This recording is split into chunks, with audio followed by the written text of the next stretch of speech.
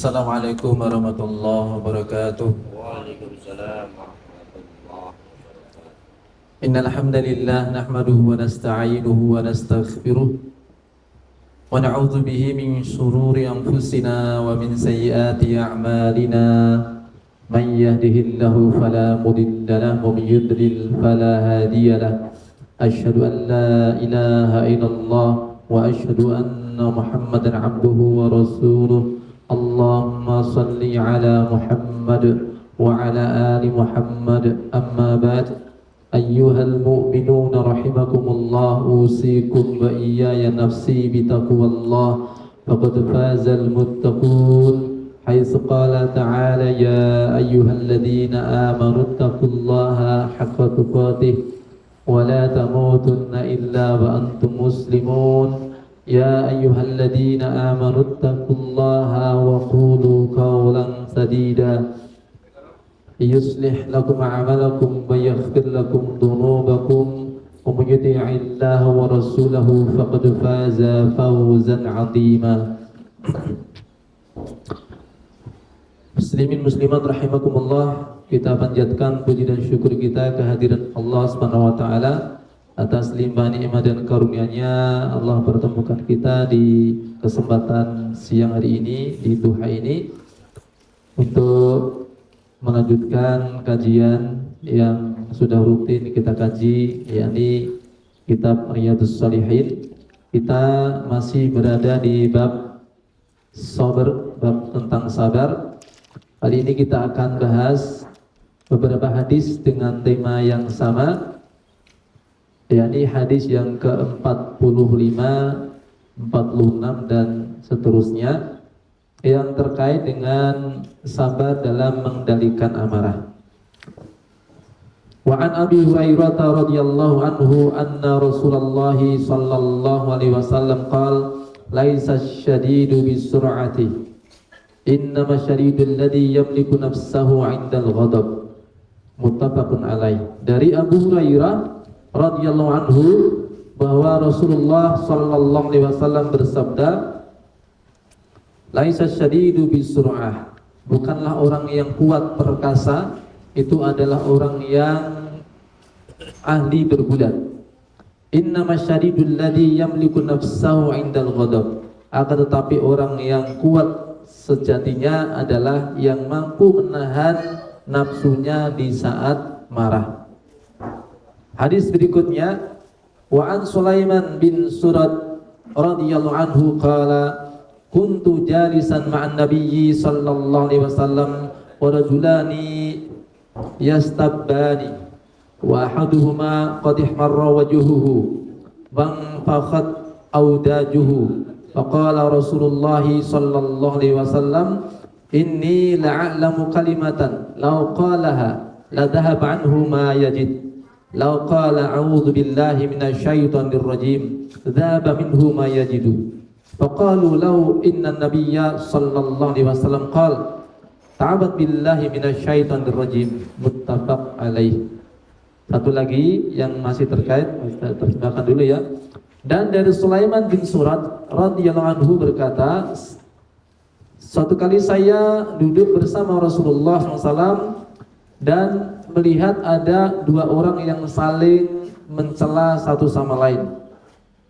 Salah satu dari keduanya tampak merah wajahnya dan urat nadi lehernya kelihatan.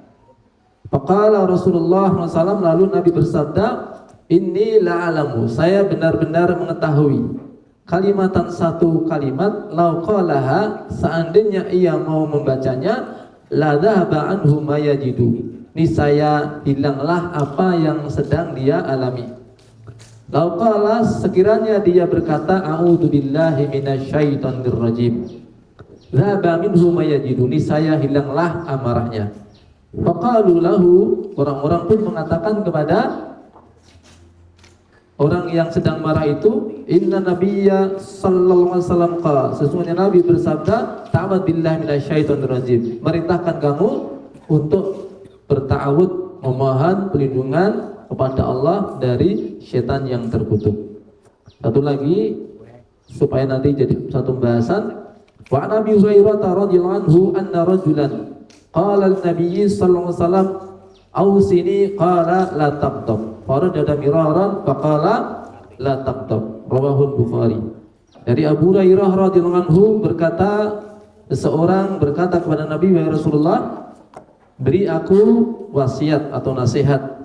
Maka beliau mengatakan la taqtab, jangan kamu marah. Faradada miraran, orang tadi bertanya, mengulang-ulang pertanyaannya. Qala, beliau mengatakan la taqtab, jangan kamu marah. Baik, hadis yang pertama saya baca diriwayatkan oleh Abu Hurairah radhiyallahu anhu.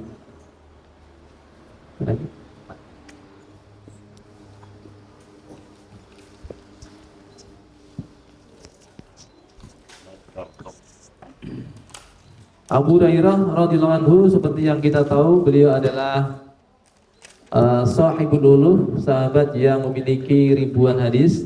Ranking pertama dari sisi banyaknya meriwayatkan hadis dari Rasulullah sallallahu alaihi wasallam. Namanya adalah Abdurrahman bin Sahr.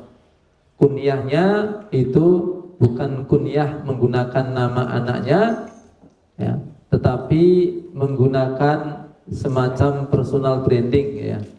Jadi beliau atau Abu dengan pengertian sahib, ya, pemilik ataupun temannya. Jadi Abu Hurairah itu dari kata hirrah, isim tasghir dari hirrah. Hurairah itu kucing kecil. Kenapa beliau dipanggil dengan Abu Hurairah? Karena ya kucing kecil itu ada yang lekat sama beliau, kemana beliau pergi kemudian beliau diikuti kucing itu. Sehingga saking lekatnya itu orang melihat Abu Hurairah selalu diikuti kucing itu, sehingga beliau dipanggil dengan sebutan Abu Hurairah. Namanya adalah Abdurrahman bin Sahr, pemilik riwayat hadis sebanyak 5.374 hadis. Dan selebihnya sudah sering kita bahas tentang beliau ini.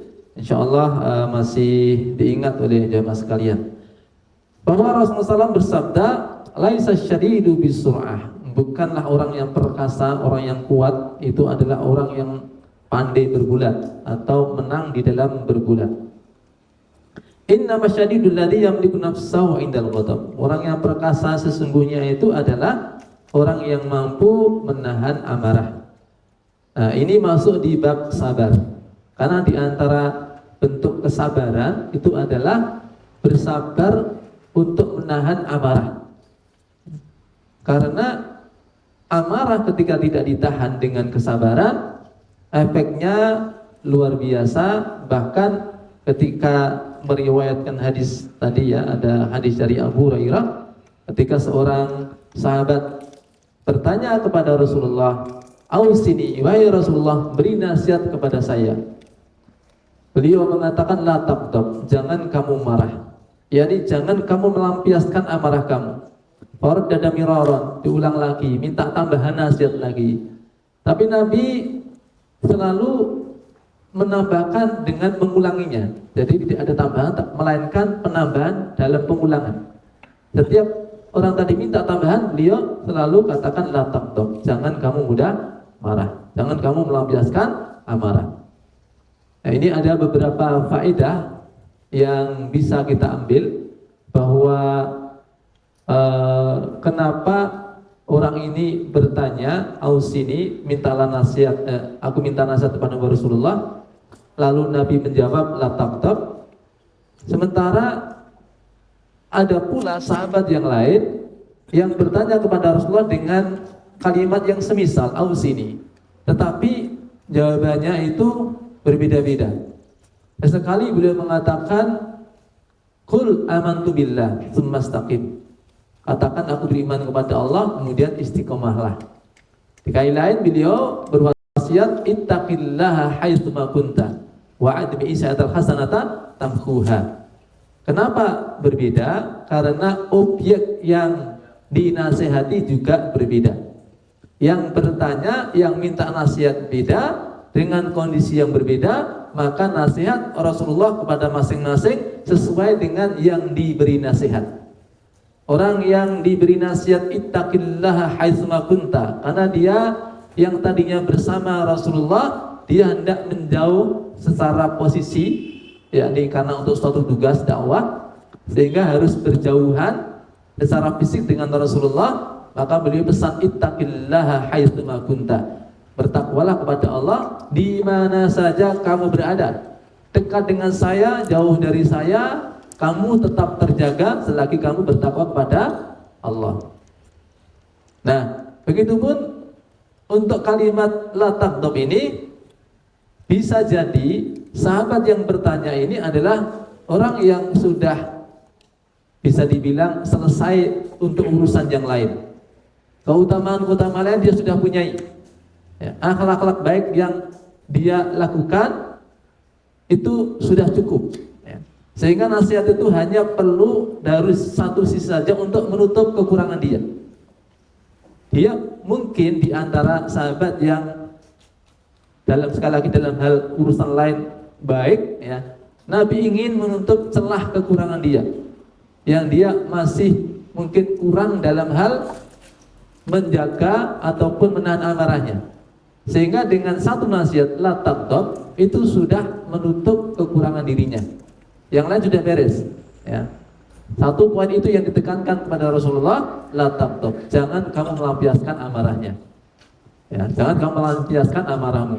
Karena setiap orang itu di samping ada kelebihan, ada juga kekurangan.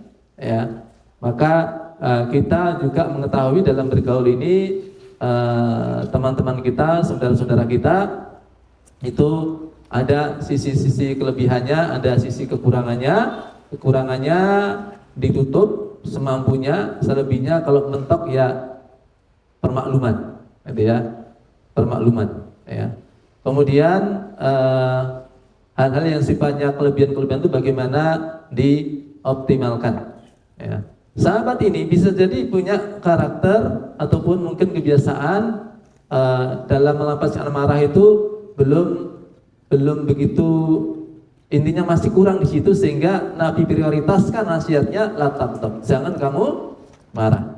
Atau kemungkinan yang kedua, ini sebenarnya juga nasihat untuk semuanya, karena dari pintu amarah itu memang menimbulkan dosa-dosa yang lain, dan bahkan bisa seluruh dosa bermula dari amarah.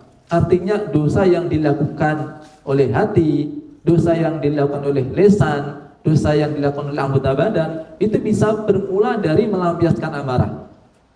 Bahkan pengakuan dari sahabat ini, kalau nanti bisa dibuka di kitab Jami'ul Ulum wal Hikam yang ditulis oleh Ibnu Rajab Al-Hambali ketika mensyarah dari hadis Arba'in, beliau tambahkan sehingga menjadi 50 hadis, ya, untuk kemudian dijelaskan satu persatu. Dalam menjelaskan ini beliau menampilkan satu riwayat bahwa sahabat yang diberi nasihat ini kemudian dia berpikir, fafakartu maqala Rasulullah sallallahu alaihi wasallam la taghdab, saya merenungi, saya hayati pesan Rasulullah la taghdab. Kenapa kok pesan Nabi kepada saya la taghdab? Saya minta tambahan lagi, diulangi lagi la taghdab, minta lagi faraddada miraran.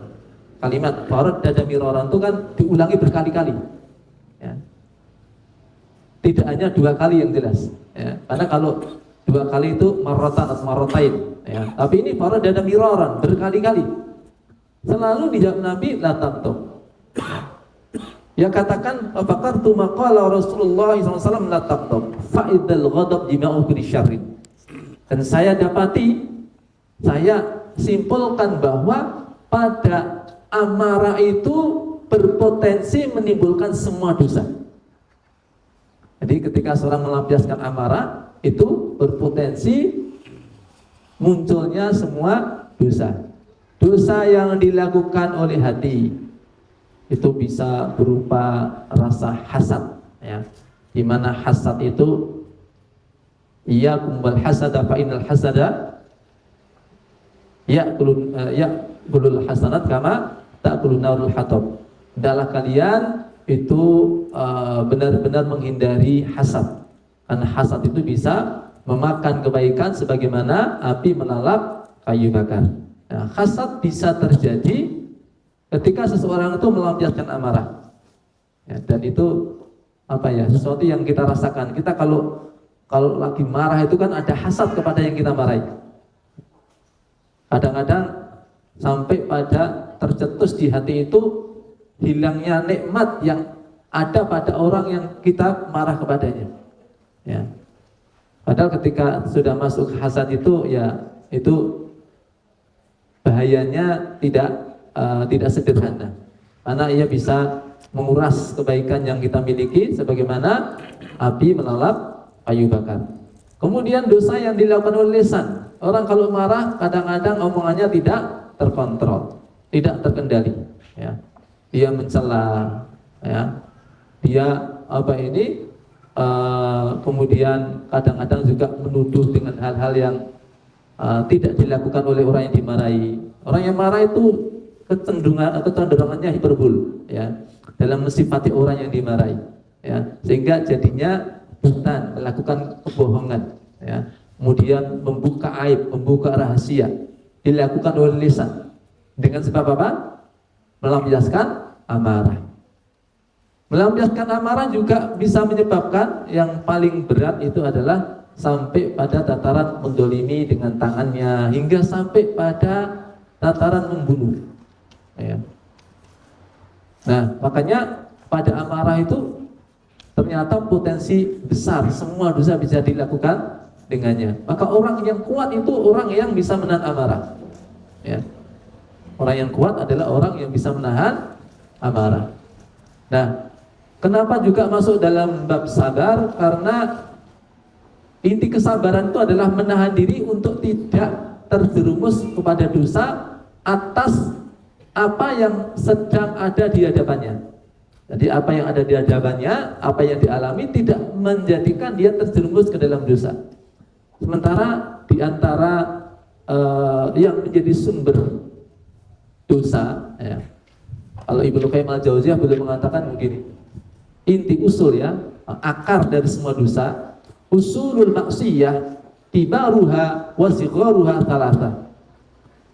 Akar dari semua maksiat, semua dosa, yang kecil maupun yang besar, itu ada 3. Jadi penyebab dosa itu dilakukan oleh seseorang itu ada 3 saja akarnya.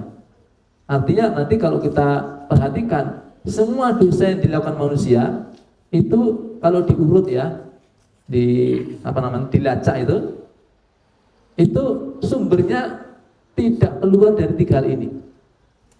Apa itu? Yang pertama, ta'alluqul qalbi li ghairillah. Keterpautan hati kepada selain Allah. Itu nanti jatuhnya adalah kepada kesyirikan. Ini biasanya orang yang tidak sanggup untuk menahan kesabaran dalam hal musibah atau juga keinginan, ya. Lalu dia tawakalnya, dia larinya kepada selain Allah dengan melakukan kesyirikan, ya. Ta'alluqul qalbi li ghairillah. Yang kedua, ta'atul quwwah asyahwaniyah, mengikuti ajakan hawa nafsu, ya.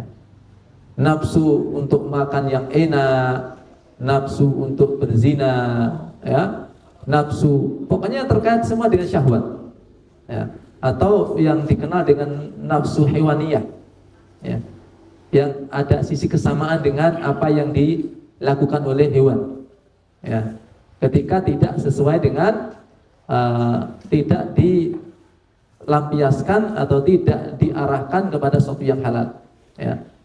Jadi itu yang kedua, ya, ta'atul quwwah asyahwaniyah. Dan ketiga adalah ta'atul quwwah al-ghadabiyah, mengikuti nafsu amarah. Nah, semua dosa kalau kita perhatikan nanti akarnya enggak keluar dari 3 ini. Nah, beliau mengambil ini diantaranya berdasarkan apa yang Allah firmankan, wala yad'una ma'allahi ilahan akhar wala yaqtuluna nafsal lati haramallahu illa bil haqq wala yaznun. Dan orang-orang yang tidak menyeru bersama Allah selain Allah, ini orang-orang yang tidak menyekutukan Allah, dan orang-orang yang tidak membunuh jiwa yang diharamkan Allah kecuali dengan alasan yang benar. dan tidak berzina. Nah, kalau kita perhatikan, ini adalah tiga dosa yang paling besar, ya, dan masing-masing adalah puncak dari pohon yang memiliki akar tiga tadi. Ya. Wala yad'una ma'allahi ilahan akhar, tidak menyekutukan Allah. Dan orang-orang yang menyekutukan Allah itu artinya dia hatinya terpaut kepada selain Allah. Kemudian apa? Wala yaqtuluna nafsal lati haramallahu illa bil haqq, yang membunuh jiwa yang diharamkan Allah. Itu akarnya apa tadi? Ta'atul quwwah al-ghadabiyah, ya, memperturutkan nafsu amarah. Karena orang bunuh biasanya karena apa? Marah. Kemudian yang ketiga adalah wala yaznun, dan mereka tidak berzina. Nah, zina itu adalah puncak dari dosa yang disebabkan oleh ta'atul quwwah asyahwaniyah, mengikuti nafsu syahwat. Ya. Maka coba kalau kita nanti lakukan mungkin saracak jenis-jenis dosa, ya, maka tidak keluar dari tiga itu. Tidak keluar dari tiga itu. Salah satunya adalah apa? Karena melampiaskan nafsu amarah. Ya. Maka itu masuk pada bab sabar. Ada nasihat yang sangat bagus juga dari Imam Hasan Al-Basri, melengkapi kesempurnaan seseorang yang disebut kuat, ya, yang dengannya Allah akan menjaganya atau memenangkannya dari setan, ya, dan Allah akan jauhkan diri dari neraka, adalah orang yang punya 4 sifat. Beliau mengatakan arba'un man kunna fi asma'allahu minasyaitan wa karramahu 'alan nar. Ada 3 sifat. Ada 3 sifat. Ada 4 ya, ada 4 sifat. Barang siapa memiliki 4 hal ini, maka Allah akan menjaganya dari syaitan. Jadi dia akan memenangkan pertarungannya dengan syaitan. Dan Allah akan jauhkan dia dari neraka. Apa itu? Yang pertama, man malakan nafsahu inda raghbah. Orang yang mampu mengendalikan nafsunya di saat dalam keadaan raghbah, lagi punya keinginan. Jadi mengendalikan keinginan. Ya. Karena ada orang yang ketika punya harapan, punya keinginan, kemudian menghalalkan segala cara. Yang penting mendapatkan apa yang dia inginkan. Ketika seseorang dia punya keinginan, lalu dia bersabar, menahan diri untuk tidak menggunakan cara-cara yang haram dalam mendapatkan keinginannya. Kesabaran ini, ya, adalah keutamaan. Ya. Ini orang yang akan dijaga oleh Allah dan bisa menangkan syaitan. Ya. Man malakan nafsu inda raghbah. Jadi dia mampu mengendalikan dirinya pada saat punya keinginan. Ya. Maka ini perlu dilatih. Kita lagi pengen apa, ya sesekali ya dituruti lah. Ya, 2 kali 3 kali juga enggak. Intinya jangan sekedar mengikuti keinginan. Ya. Makanya di antara fadilah siam itu dalam rangka ini. Jadi kita punya keinginan tapi ditahan. Ya, punya keinginan ditahan. Karena memperturutkan keinginan, setiap keinginan itu diperturutkan, itu adalah musuh besar cita-cita, dan itu musuh besar surga. Ya. Makanya Imam Hasan Al-Basri dalam nasihat yang lain mengatakan, la tudrikuna ma tuhibbuna illa bitarki ma tashtahun. Kalian tidak akan mendapatkan apa yang kalian kehendaki, cita-cita mulia yang kalian kehendaki, kecuali dengan meninggalkan apa-apa yang kalian inginkan. Ya. Illa bitarki ma tashtahun. Ya. Karena keinginan-keinginan biasanya musuh cita-cita. Orang untuk bisa menjadi orang yang pintar, dia harus rajin belajar. Ya.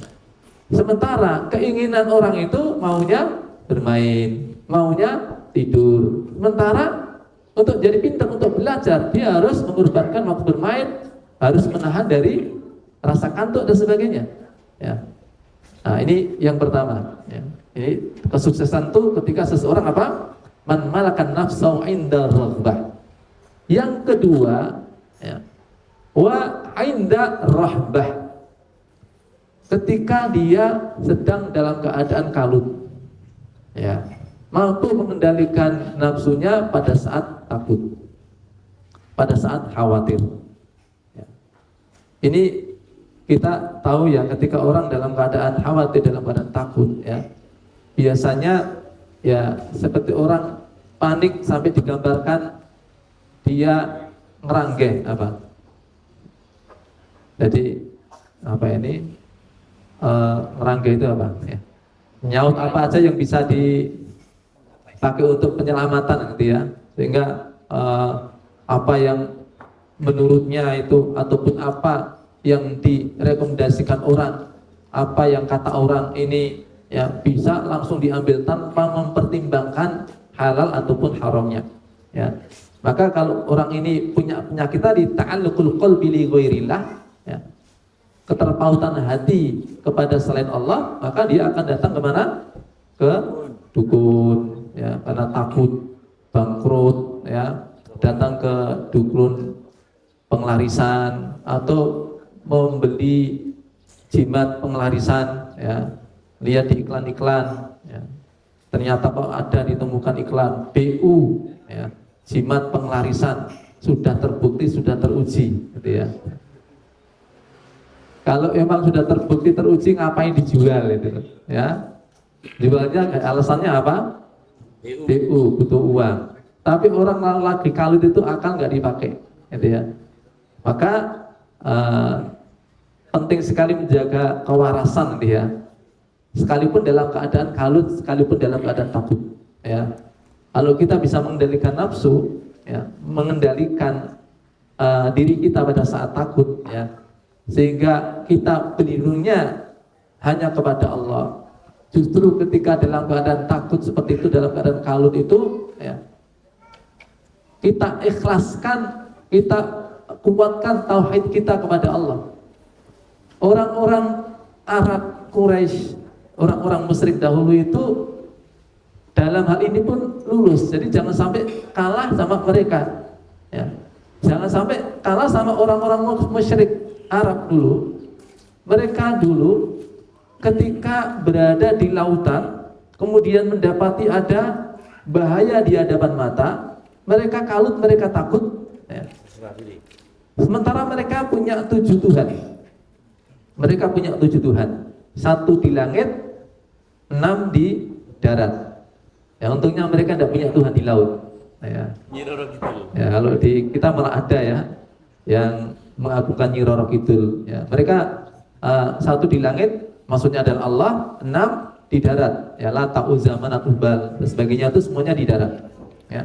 Pada saat mereka mendapati bahaya di depan mata, rasa kalut mereka itu dilarikan ke apa? Mereka yakin yang bisa menolong itu hanya Tuhan yang di langit, ya.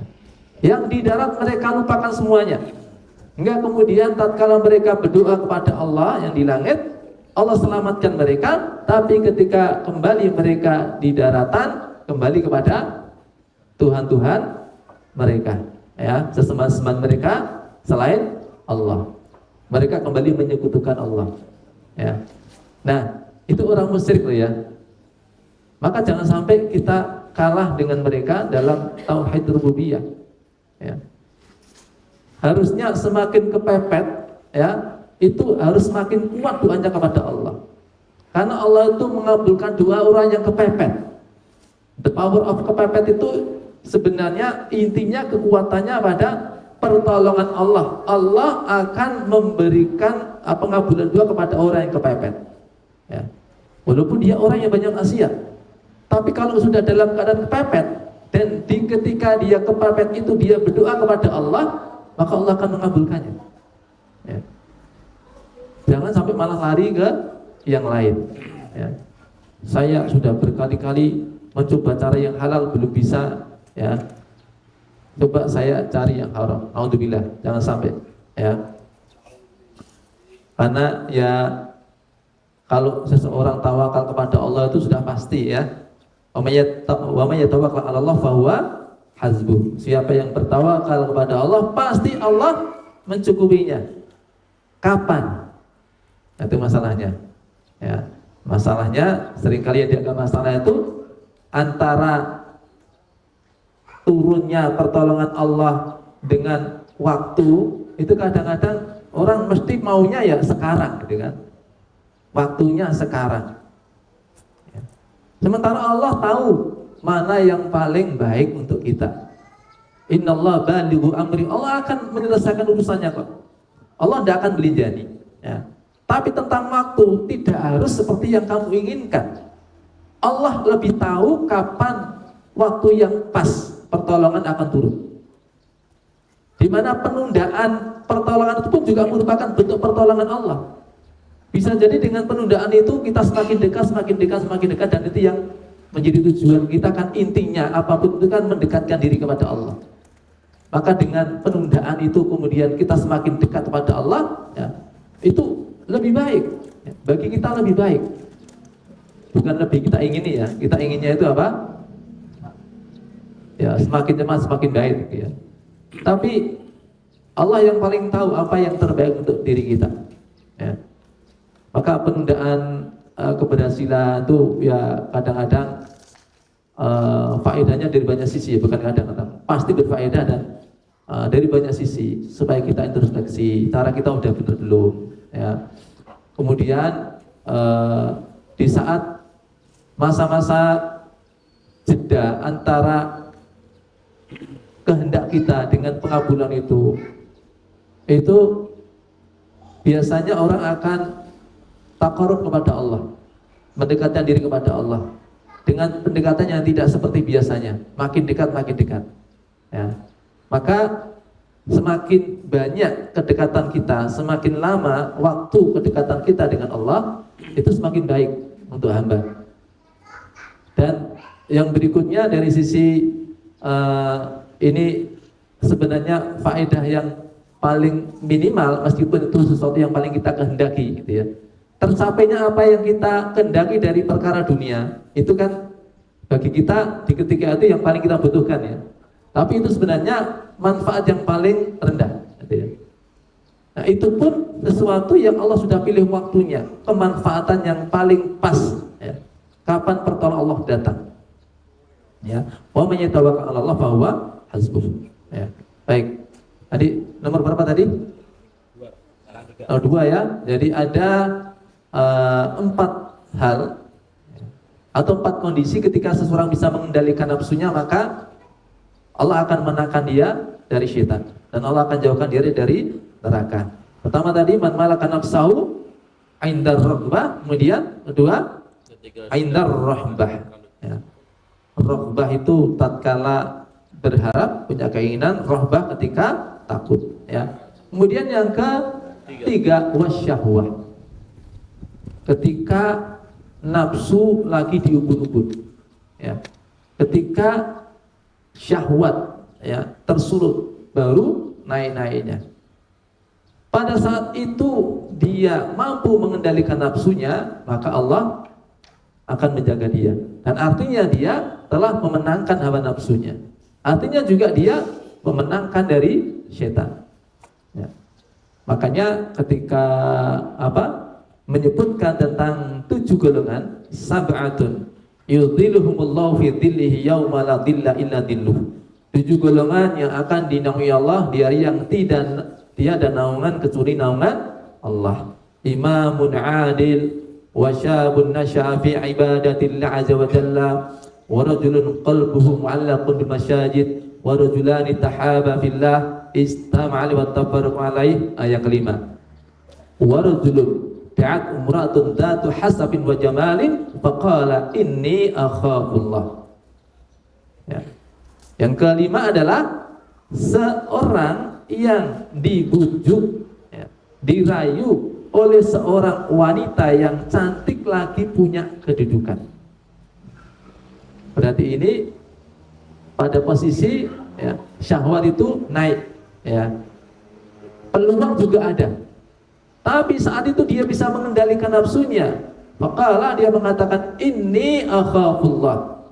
Inni akhafullah. Saya takut kepada Allah. Maka ini orang istimewa, Ya, ini orang yang kuat. Ya. Kenapa? Dia bisa mengendalikan nafsunya pada saat naik-naiknya syahwat. Ya. Maka dia mendapatkan apa itu anugerah ataupun pertolongan Allah berupa naungan di mahsyar. Ya. Pada saat tidak ada naungan kecuali naungan Allah. Bagaimana jika sebaliknya?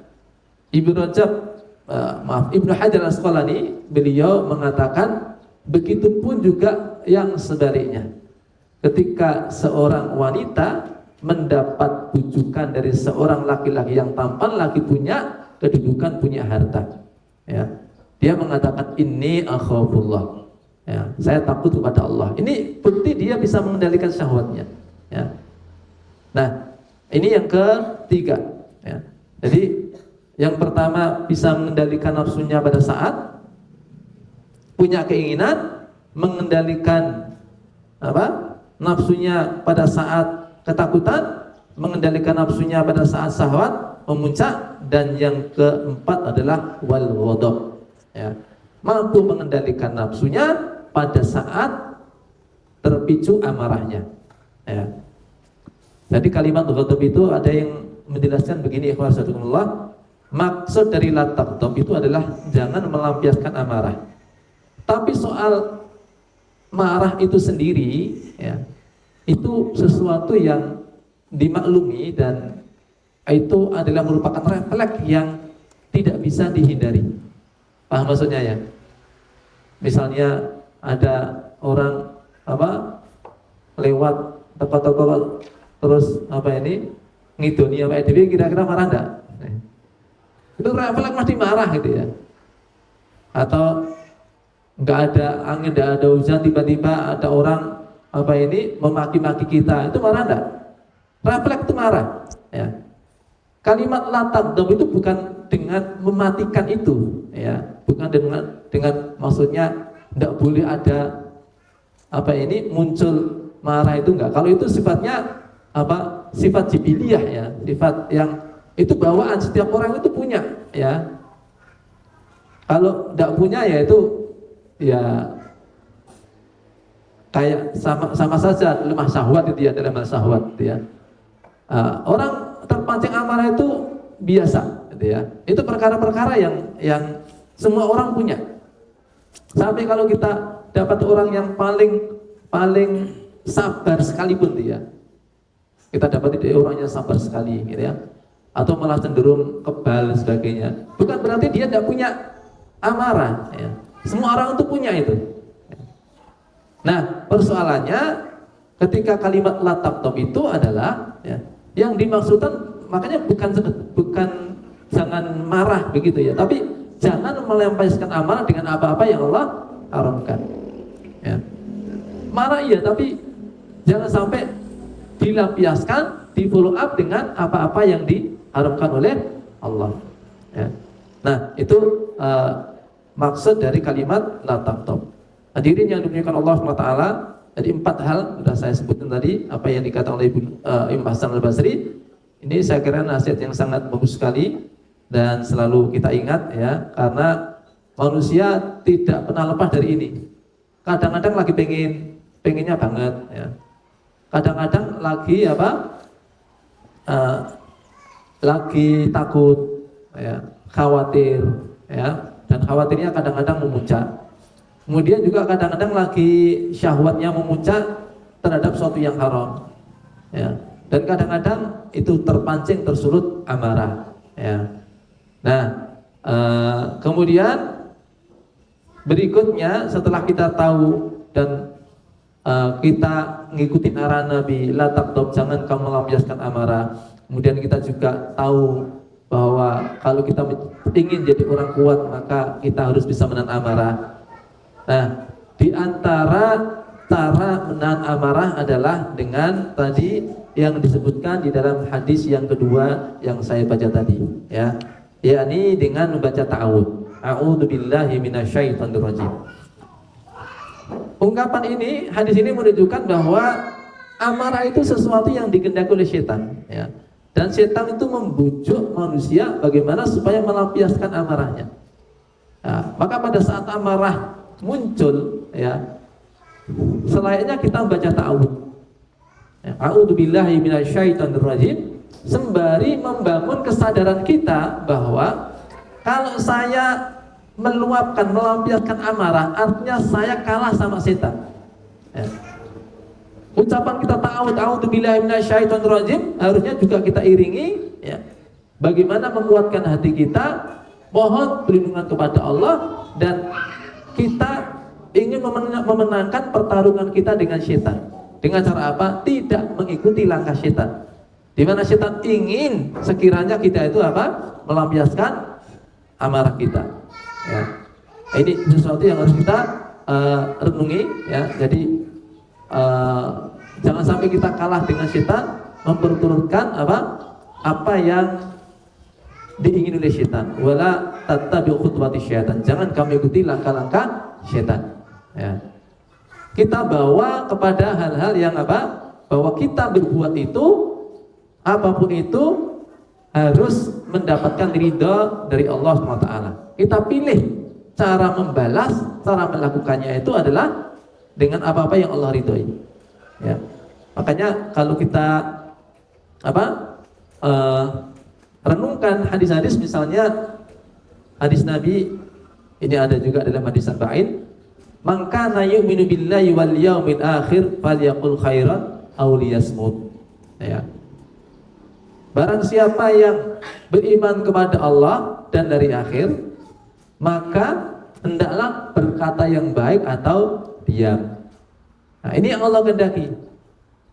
Kalau kita di saat mungkin lagi dilakukan orang tidak baik, ya, lalu kita pengen ngomong, ya, pilih omongan yang baik. Ya. Tapi kalau tidak ada omongan yang baik, maka diam. Makanya salah satu rumus orang yang marah, ya, barang siapa yang dalam keadaan marah falyaskut, ya. Fa idza ghadaba ahadukum falyaskut. Apabila salah seorang di antara kalian sedang marah, maka yang pertama kali dilakukan adalah diam. Yang pertama kali dilakukan adalah diam, ya. Jangan mengambil keputusan apa-apa, ya. Jangan mengatakan apa-apa yang Allah haramkan. Pertama kali falyaskut, diam. Ya. Karena kalau dia langsung ngomong, biasanya ngomongnya nggak benar. Kalau dia mengambil keputusan pada saat marah itu mesti nggak benar, mesti sesuai dengan nafsu amarahnya. Maka diperintahkan falyaskut, diam. Ya. Nah, hadirin yang dimuliakan Allah SWT, ini penting karena biasanya orang kalau lagi marah itu dia akan membalas, dan kadang-kadang balasannya lebih dari apa yang diterima oleh dirinya. Ya. Kita bisa mengambil contoh, misalnya kayak Umar bin Abdul Aziz, itu beliau sekelas khalifah, sekelas Amirul Mukminin, pernah dibunyi-bunyi dengan kalimat yang sangat gak enak, gitu ya. Satu kali di malam hari beliau bersama seorang pengawalnya memasuki masjid. Ya. Masjid ketika itu dalam keadaan masih gelap, belum ada lampu nyala karena memang malam hari. Tatkala beliau berjalan di tengah masjid, ternyata nggak taunya ada orang yang tidur di situ dan diinjek oleh beliau. Ya, diinjak sama beliau, tapi nggak sengaja. Ya.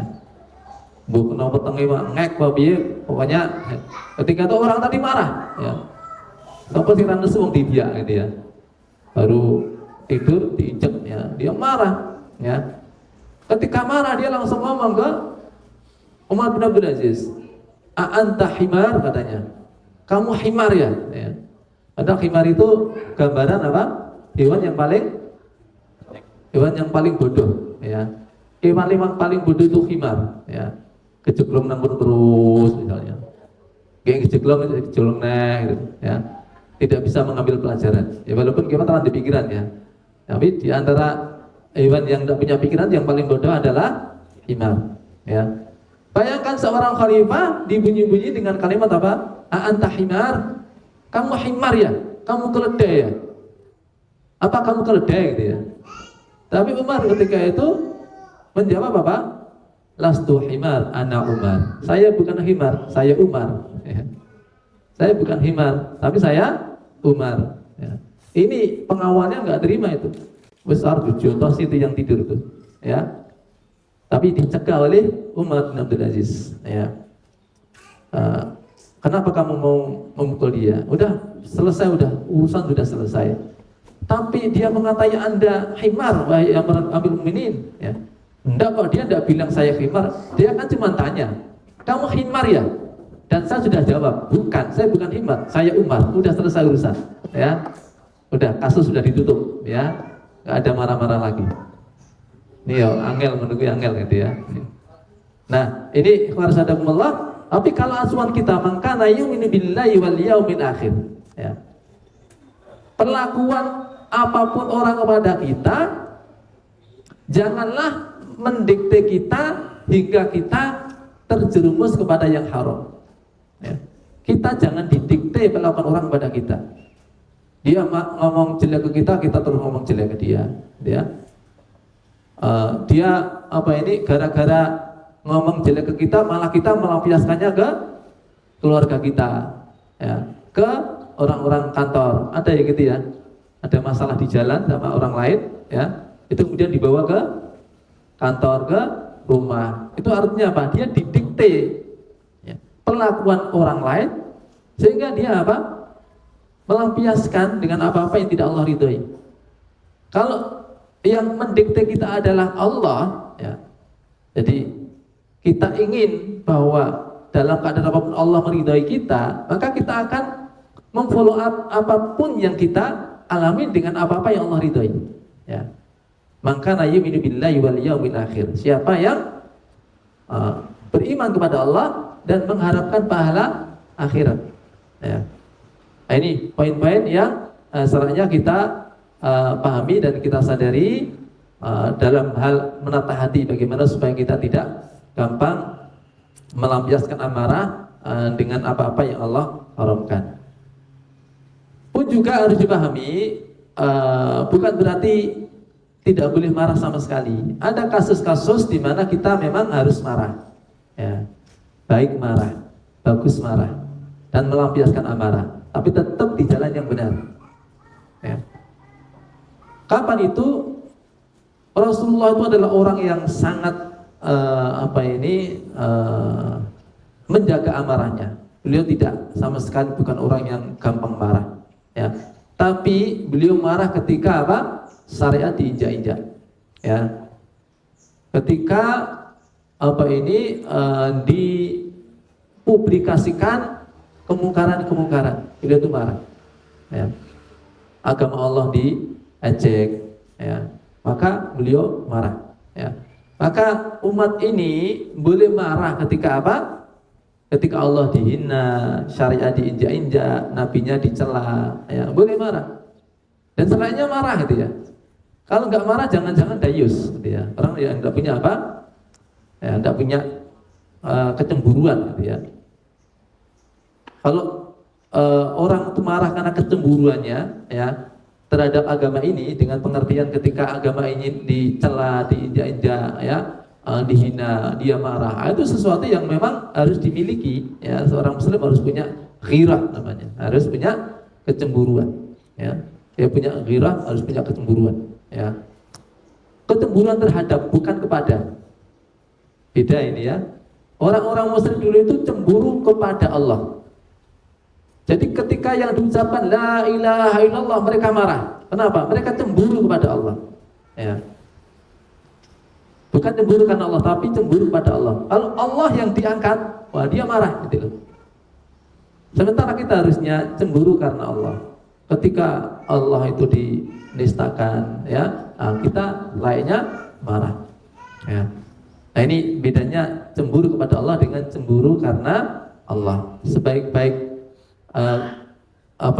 kecemburuan cemburu karena Allah, seburuk-buruk cemburu adalah cemburu kepada Allah. Jadi ketika Allah diangkat, ya, Allah diagungkan, Allah ditauhidkan, marah. Itu ada yang seperti itu, ya. Itu kecemburuannya orang-orang musyrik, ya. Baik, ikhwan sadakumullah, kembali kepada hadis tadi. Jadi dikatakan bahwa orang yang kuat, orang yang perkasa adalah orang yang mampu menahan hawa amarahnya, nafsu amarahnya, itu karena hakikat kekuatan itu kan kekuatan untuk mendapatkan kemenangan, ya, untuk mendapatkan apa istilahnya, kekuatan untuk mendapatkan sesuatu yang dicita-citakan, ya. Nah, maka orang yang benar-benar kuat itu adalah orang yang mampu menahan amarahnya, karena amarah itulah yang akan menjadikan cita-citanya itu akan kandas, ya.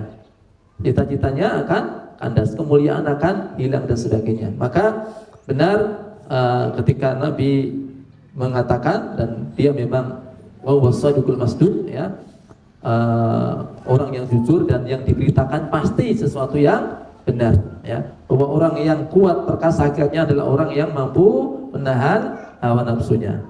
Ini saja yang bisa sampaikan, mudah-mudahan bermanfaat. Akhirul kalam, assalamualaikum warahmatullahi wabarakatuh.